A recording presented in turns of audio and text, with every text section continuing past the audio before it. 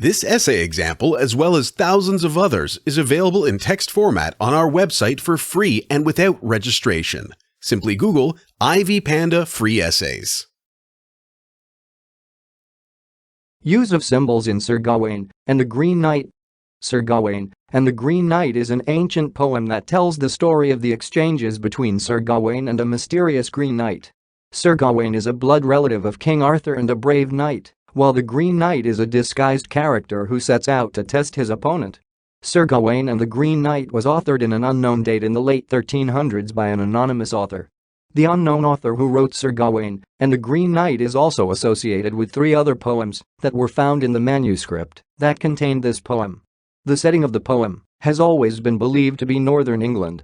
The author of this poem, referred to as the Gawain-poet in this paper, uses several stylistic devices that make this poem an outstanding work of literature. The poet uses several symbols in the poem to the benefit of the readers. The symbols that are used in Sir Gawain and the Green Knight help the Gawain-poet to instill deeper meanings to this literary piece. This essay explores the symbols that are used in Sir Gawain and the Green Knight and how they contribute towards the revelation of the poem's meaning.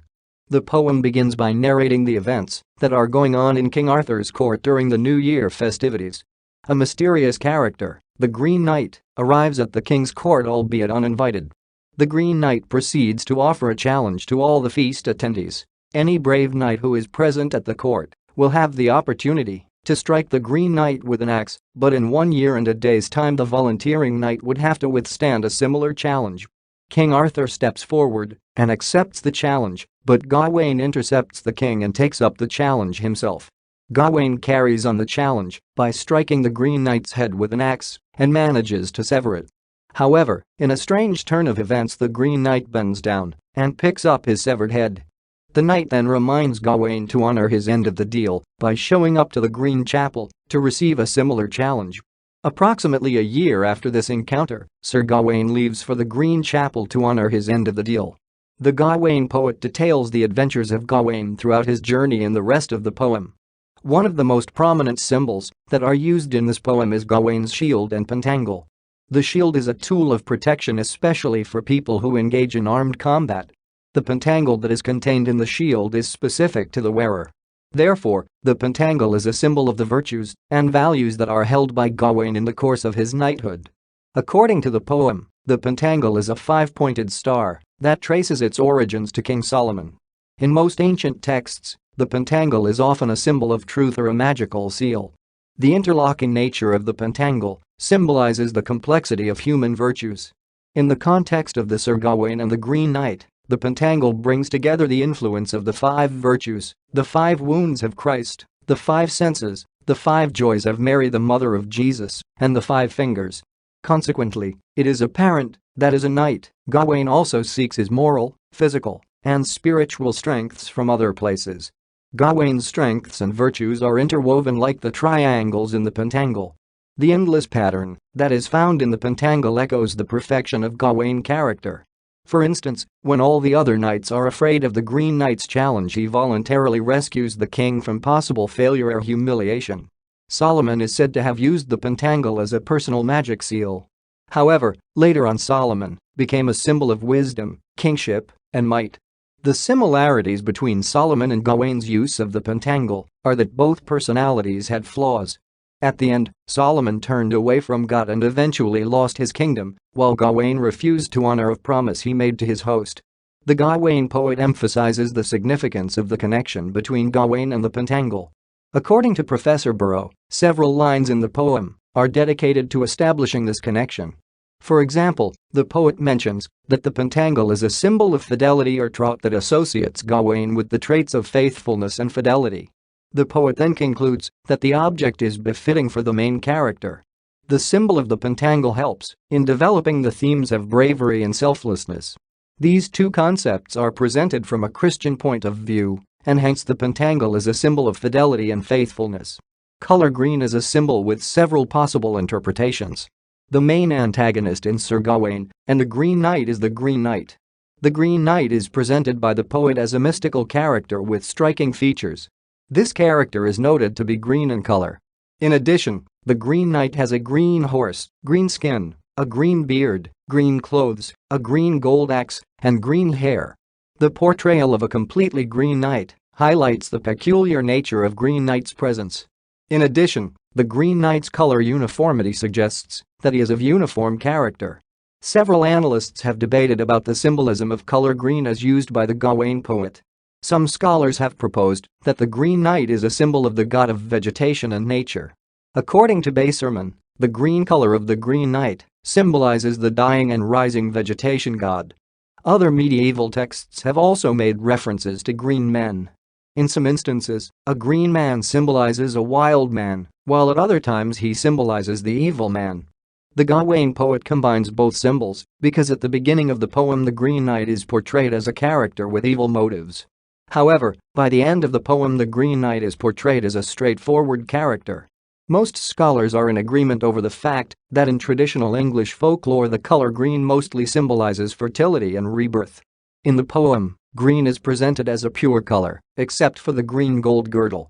The mixture of green and gold is a symbol of change in the form of passing youth. The green color used in the girdle first serves a symbol of immortality.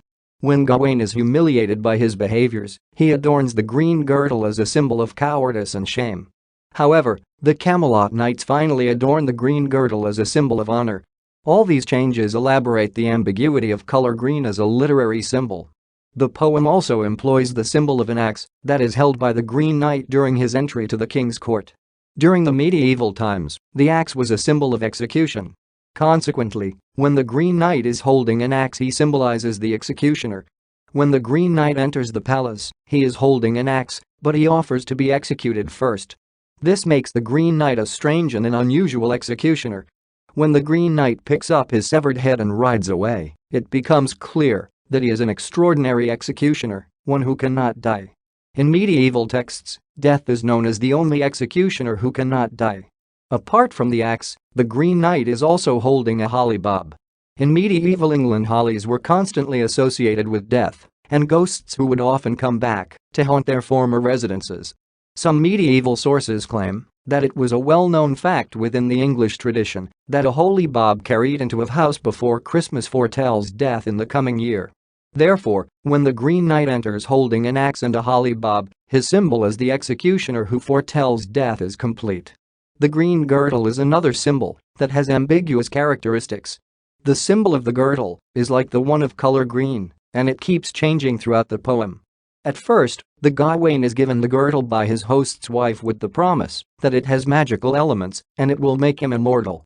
However, when the identity of the Green Knight is revealed to be that of Gawain's former host, the girdle instantly symbolizes cowardice and shame.